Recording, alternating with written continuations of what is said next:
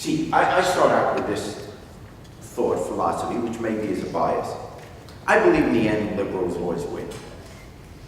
I know you all give conservative speeches. Well, not you all, but a lot of people, particularly when they get older, they somehow feel like they're more mature. They can sound like a conservative, a straight businessman, all those fighting liberals and all that. But if you look at the last 100 years in America, for example, we won't even go to the world yet, but even in America, the great issues of the day, in the end, the liberals win. There's always a battle. We always take a hit in the beginning, but in the end, I mean, pick whatever issue you want. In the beginning, the conservatives fought Social Security. Now, you can't even think about running for office if you're thinking about ending Social Security. In the beginning, people fought against organized labor, decent working conditions for people, a 40-hour work week, having benefits. The conservatives fought against all the legislation that today we take for granted when you get a job.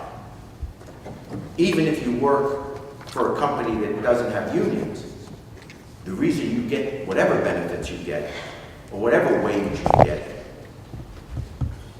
whatever working hours you get, and a vacation and all that, is because the company was afraid that if they didn't do that, the workers would organize and would be a union. So just the impact of unions has forced working conditions for Americans to be better than they ever were when it began, back in the 30s.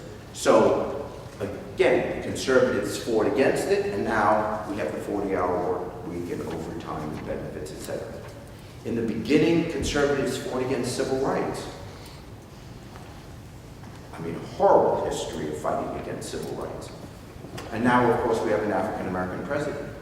Certainly, it isn't a perfect world in terms of race relations, but overall, a lot better than it was 30, 40, 50 years ago. In the beginning, the conservatives fought against equal rights for women. Now we'll get Hillary as our next president.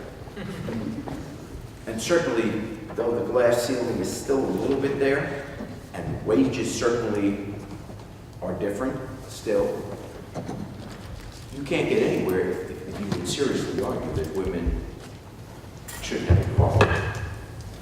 How about gay rights? 10 years ago, if you ever ran for office saying you believed in gay marriage, that was the end of your political career. Marriage is between a man and a woman.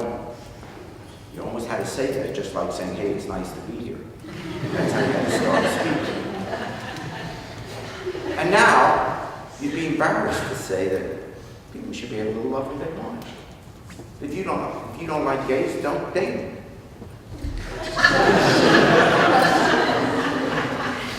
Why do I care if two people love each other? How does that affect me? How does that hurt my marriage if two guys are getting married? I mean, so not from my point of view, so much of this conservative stuff never made sense.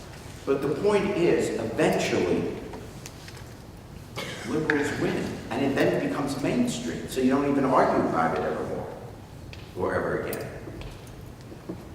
Now, part of this, the reason why it seems democracy and freedom and liberalism seems to be gaining is because of the availability of technology. What I mean by that is everything has become democratized, even the entertainment industry. It used to be that entertainment, because of the technology, and everyone gets a shot now, much more democratic. It used to be, for thousands of years, the entertainer would be on stage, or on a screen, or in an arena, on a ball field. We would sit in the audience and watch the entertainer to be entertained. And then along came technology. First thing to happen was talk radio. For the first time after the Second World War, people would listen on radio, and the entertainment would be listening to the callers calling the host. we were entertained by that. Oh, that caller was a riot. That caller doesn't know what he's talking about. And then he moved to television and Phil Donahue. And you would watch that show because the people in the audience would be asking the questions. And all of a sudden, the audience, we the people, became the entertainment. And then the internet came along. And all of a sudden, the kids could go to their chat rooms and entertain each other. And then we suddenly had all these talent shows. And the audience would vote for who the winners are. The audience would be on American Idol and America's Got Talent. It's regular people. It no longer was a few people sitting in Washington or in Hollywood or in New York and deciding who the next big singer is going to be. We decide, we vote. And technology made that possible. And it's not just in the entertainment business that freed us up, it's also in politics. Barack Obama never could have become president of the United States if we did not have cell phones. There is no way that the political establishment of either political party would sit in the back room and say, we have to get an African American to get elected president. You think it now. But 10 years ago, it was unthinkable. So the party would never put him up. He never would have been given the chance. And he never, therefore, would have had the money to run. But now, we have cell phones. So therefore, someone who wants to run for president or anything doesn't have to go to the political party. You raise your own money. And that's what happened. He outraised the Democratic Party by just, in the primaries, by just getting everyone to contribute over the internet, over Facebook. He raised money on cell phones. Hey, there's going to be a meeting tonight, show up. Send us $5 now, press this button. It goes on today. I swear to God, I have had 20 emails in the last 12 hours from candidates around the country asking for money. And I'm just on a list. So that's how and then we had the Arab Spring. Why do you think communism fell? You think communism would have fallen if we didn't have the internet? If you think about it, communism fell within about a 12-month period. The Iron Curtain. It went from one country, whether it was Poland and then Czechoslovakia and then the Berlin Wall. It's because everybody saw on the internet because the news could be, the government could control what was on the news, but at that point they couldn't stop what was on the internet. And so people that were under communism saw what they did in Poland. And so people in Czechoslovakia at the time, it's not the Czech Republic, but in Czechoslovakia said, well, wait a second. If they're doing that, we can do the same thing. And they gathered in the streets. Today, they're on the streets of Hong Kong. And China is sitting there, oh, what do we do? It's because everybody's on their phones. We're gathering today at 3 o'clock. And now they're worried that even though the government of China has control over the internet within China, it's not perfect control. And so they're worried about this spreading into their own country. Look how many dictators have fallen just in the last 5, 6, 7 years. Unsafest job in the world is to be a dictator. I mean, you can't get insurance. So, this is what technology has now permitted us to do. This is democratized civilization. I'm not saying that because you have democracy, every decision will be good. No. Sometimes people vote and they vote in horrible people. We've seen that. Look at the Middle East. So it's not always, I'm not saying every result will be good. What I am saying is the day of one person being able to tell everybody else what to do, those days are over. And technology has given them. So you're seeing it in and it's primarily because communication. We now as human beings can communicate with each other all the time. Share ideas, share desires. It is human instinct to be liberal. I'll say it again. Your better nature makes you liberal. It is because other forces come in and tell you, oh, you better be conservative. Let me give you that example. You could take the most conservative person. Let's say the person's living in Indian, a very beautiful conservative neighborhood here in the Cincinnati area. Person's voted Republican his whole life, very conservative. And somehow next door is living someone who, maybe they're on the borderline, doesn't have a lot of money. Things aren't going so well. It's 2 o'clock in the morning. And this next door neighbor comes and knocks on the door of this very wealthy conservative person. It's 2 in the morning, banging on the door. Guy gets up, what the hell, who's calling? Goes downstairs, and his, robe on, opens the door. What? It's the next door neighbor. He's holding his 2-year-old child. And he's saying, my child's sick. My child's sick. Can you get me to the hospital? My car won't start. My car won't start. Please, please.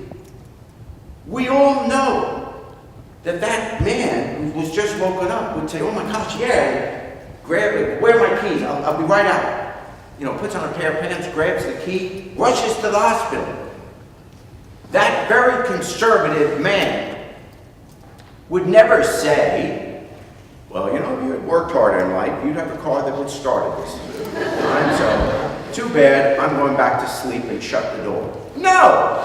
Because human instinct, we are all, there are exceptions obviously, but most of us are all really good, nice people. 95% of the time, we're nice to each other. And that's what you would do. If someone suddenly got sick in this auditorium, we'd all help. We wouldn't say, well, why don't you have health insurance? We'd just help. And yet, what happens when that same loving person who helped the next door neighbor in need goes into a voting booth? What turns us into unfeeling right-wingers? I don't get it. I really don't. I don't understand it. There are people that hate Barack Obama.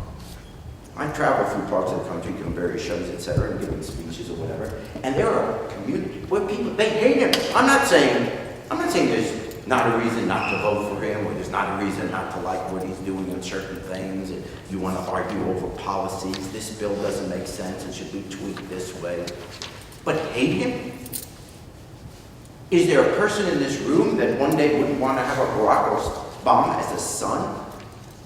Raised by a single mom, no money, winds up editor of the Harvard Law Review, United States Senator, President of the United States, a loving husband, a wonderful father. He's cool, he's athletic, he's smart. How can you hate him? I mean, really, where did this come from? Well, you and I probably know why there's something. But do you think that when his judgment day comes, God is going to say to him, I'm sorry, Barack, you're going to hell because you tried to get health insurance for everyone. We should hate him because of the Obamacare. Don't you just want to punch through that screen when they keep calling it that? I mean, really? It was sloppy in how it got off the ground. Yeah, well then, we'll fix it.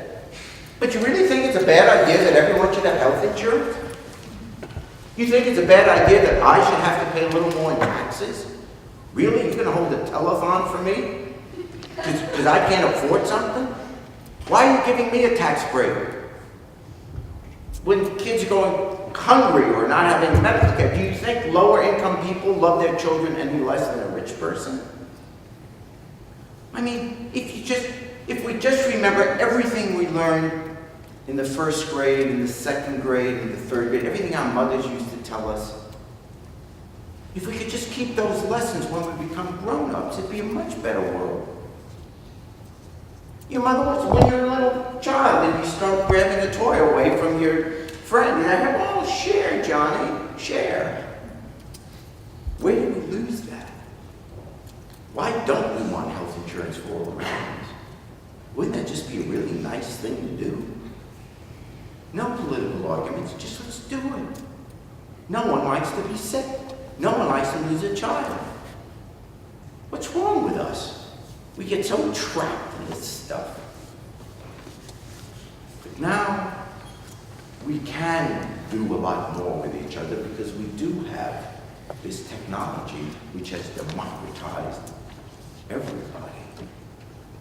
And I think that's the good news of what can happen in this world. With all the bad headlines, in the end, know this.